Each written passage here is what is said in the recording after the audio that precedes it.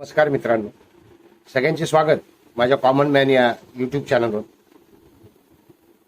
आता मराठा आरक्षणाचे आंदोलन टिपेवर आहे. टिपेवर म्हणजेच की आता आंदोलन हे जास्तीत जास्त व्यापक होत आहे महाराष्ट्रामध्ये. आणि ते आंदोलन व्यापक कसं आहे ते एका मनोज जरांगे पाटील यांच्या सभेवरून आपल्या सगळ्यांच्या लक्षात आलं असेल. खरं तर मराठ्यांना आरक्षण हवं की नको, त्यांना खरोखर आरक्षणाची गरज आहे किंवा नाही, हे वादाचे प्रश्न आहेत. पण जर आरक्षण हवंच असेल आणि आरक्षण द्यायचं असेल तर ते कशा पद्धतीने दिलं गेलं पाहिजे याच्यावर आता खलबतं सुरू झाली आहे. होय, मुख्यमंत्र्यांनी आश्वासन दिले, एकनाथ शिंदे यांनी, की कायमचं टिकणारं असं आरक्षण मिळवून देणार. आणि त्यापूर्वी मनोज जरांगे पाटील यांचं उपोषण सोडण्याच्या वेळी 1 महिन्याची मुदत मागितली होती.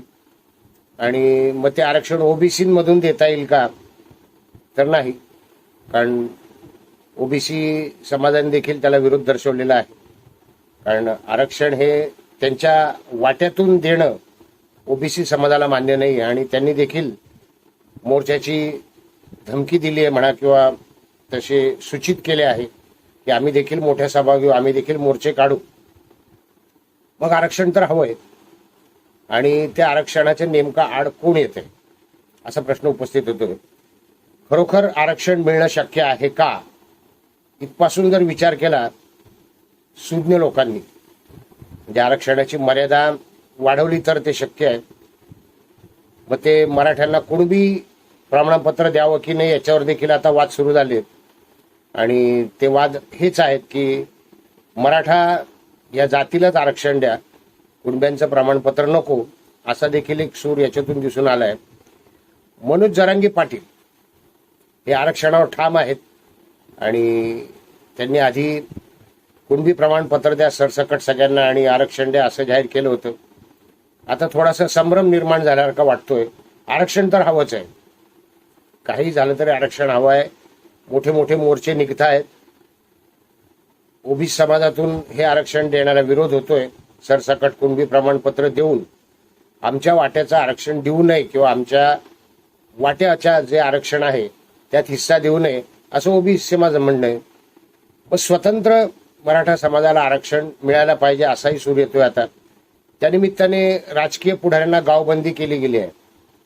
होय, राजकीय पुढारी म्हणजे ते कुठल्याही पक्षाचे असो, त्यांना अनेक गावांमध्ये, जे संभाजीनगर जिल्ह्यामध्ये, नाशिक जिल्ह्यामध्ये, सोलापूर जिल्ह्यामध्ये अशा 2-3 ठिकाणी गावांमध्ये आरक्षणाच्या मागणी करताच राजकीय पुढाऱ्यांना गावबंदी केली आहे. आणि आता हे आंदोलन चांगलंच व्यापक होत आहे हे सगळ्यांच्या लक्षात आलेलं आहे. मनोज जरांगे पाटलांची 2-3 विधानं जी आहेत, खरं तर मनोज जरांगे पाटील हे आता लोकप्रियतेच्या शिखरावर आहेत. आणि अशा वेळेला त्यांनी अतिशय सावधपणे बोललं पाहिजे असं मला तरी वाटतं. सावधपणे का बोललं पाहिजे, कारण मूळ उद्देश भरकटायला नको. मूळ उद्देश आरक्षण मिळवण्याचा आहे. मग ते आरक्षण सरकारने कसं द्यावं हा सरकारचा प्रश्न आहे. त्या आरक्षणाच्या आड नेमकं कोण येतंय हे शोधणं, किंवा खरोखर कोणी आड येतंय का असा निष्कर्ष काढणं हे चुकीचंच असेल. मनोज जरांगे पाटलांनी एकनाथ शिंदे आरक्षण द्यायला तयार आहेत, पण त्यांना कोण अडवतंय आणि त्याचं नाव जाहीर करणार आहे, झारीतील शुक्राचार्य, असं एक विधान केलंय. इथे थोडासा संभ्रम निर्माण होतो. होय, संभ्रम निर्माण होणारच आहे. याचं कारण इतकं मोठं आंदोलन असताना, इतकं मोठं व्यापक, जिथे 50 लाखाच्या काय कोटीच्या वर, आता तसं सोशल मीडियावरून दिसायला लागलंय. पूर्वी 1 मराठा 1 लाख मराठा अशी घोषणा होती, आणि आता 1 मराठा 1 कोटी मराठा अशी घोषणा झाली आहे. आणि स्वाभाविक आहे की जास्तीत जास्त लोक या आंदोलनाला जोडले जात आहेत मराठा समाजाचे. तर मग झारीतील शुक्राचार्य कोण असा प्रश्न उपस्थित निर्माण झालेला आहे. पुन्हा आंदोलन ज्यावेळी उपोषणाचं सुरू झालं होतं त्यावेळी लाठीमार झाला होता, दगडफेकही झाली होती पोलिसांवर. परस्पर विरोधी तक्रारी करण्यात आल्या. परस्पर विरोधी विधानं करण्यात आली. आधी दगडफेक की आधी लाठीमार असे देखील प्रश्न निर्माण झाले. गोळीबार झालेलाच नाही. हा, उद्धव ठाकरेंनी जो उल्लेख केला होता की छर्रे चालवले, जालियनवाला बाग, तसं काही घडलेलं नाहीये. लाठीमार झालाय. मग आधी दगडफेक झाली की आधी लाठीमार सुरू केला, हा वादाचा प्रश्न आहे. आता जरांगे पाटील यांनी बोलताना सावध राहावं असं मी का म्हणतोय, कारण असं कुठेतरी वाटायला लागलंय की हे राजकीय आंदोलन तर नाही.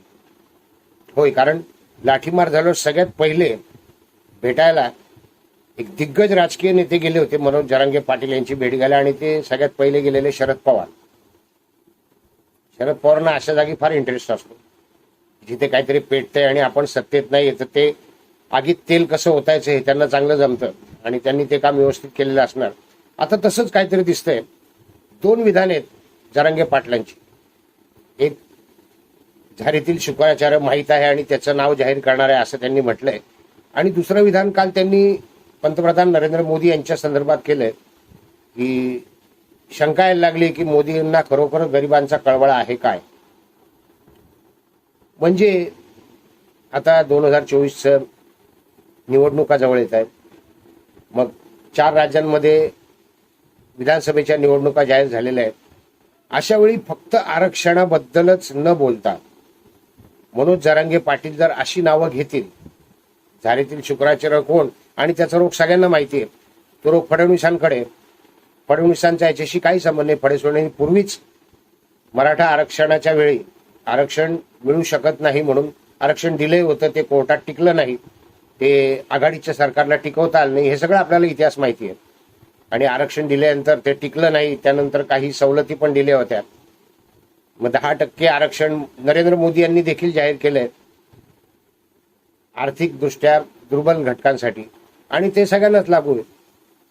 मग आता आरक्षण मागणं, आरक्षण मिळवणं हेच ध्येय पाहिजे. याच्याकरता कुठल्या नेत्यावर टीका करून चालणार नाही असं मला तरी वाटतं. त्यामुळे आंदोलन भरकटू शकेल. म्हणजे जर झारीतील शुक्राचार्य देवेंद्र फडणवीस असं त्यांचं म्हणणं असेल, मी म्हणत नाही तसं त्यांनी म्हटलंय म्हणून, पण तो रोग तयार दिसतो. कारण ते म्हटले की एकनाथ शिंदे द्यायला तयार आहेत, महाराष्ट्र राज्य सरकारबाबत बोलले ते, मात्र झारीतील शुक्राचार्य म्हणजे त्यांचा रोग गृहमंत्र्यांकडे आहे. गृहमंत्र्यांचा मागच्या वेळी दगडफेक झाली, लाठीमार झाली, त्यावर राजीनामा देखील मागण्याचा प्रयत्न झाला होता, राजीनामा मागितला होता, आणि सगळा राग मराठा समाजाचा देवेंद्र फडणवीस यांच्याकडे कसा राहील, म्हणजे थोडक्यात भारतीय जनता पार्टीकडे कसा राहील हा होता. आणि आता नरेंद्र मोदींबाबत जे विधान केलंय ते देखील शंका निर्माण करतं मनात की जरांगे पाटलांना कोणी मार्गदर्शन करता आहे काय. जरांगे पाटलांनी अशा लोकांच्या नादी लागू नये, कारण मार्गदर्शन जर करणारे असतील तर कोण ते पण तुम्हाला माहिती. जरांगे पाटलांना भडकवणारे कोण हे पण तुम्हाला माहिती आहे. जर तसं असेल तर, तसं नसेलही, नरेंद्र मोदी यांच्या हेतूबाबत शंका घेणं, झारीतील शुक्राचार्य असा अनुत्तरित सवाल निर्माण करणं आणि लवकरच जाहीर करणार असं म्हणणं, हे सगळं संभ्रम निर्माण करणारं आहे. आणि त्यामुळेच आंदोलनाची दिशा भरकटू शकते असं मला वाटतं. मी फार मोठा अभ्यासक नाहीये, पण एक सर्वसामान्य कॉमन मॅन, एक सर्वसामान्य माणूस म्हणून मला नक्की वाटतं की जरांगे पाटलांनी अशी विधानं कृपया करू नयेत.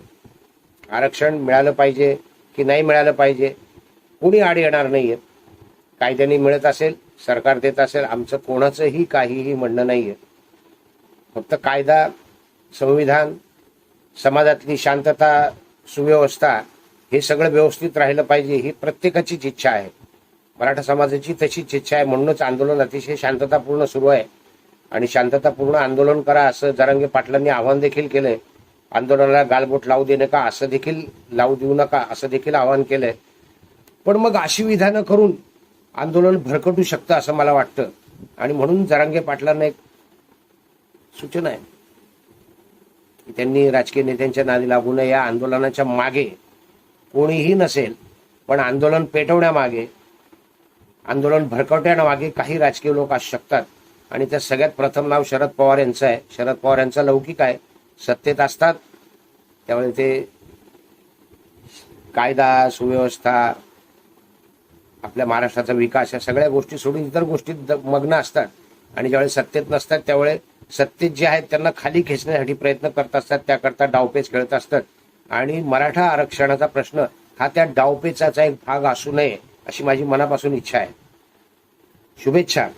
आरक्षण मिळत असेल तर चांगलीच गोष्ट आहे. भेटूयात नवीन व्हिडिओ कॉमन मॅनसह. मात्र आरक्षण भरकटवू नये आणि झारीतील शुक्राचार्य कोण उगाच संभ्रम निर्माण करू नये असं वाटतं. भेटूयात नवीन व्हिडिओ कॉमन मॅनसह. व्हिडिओ आवडला असेल तर लाईक करा, सबस्क्राईब करा, शेअर करा. धन्यवाद.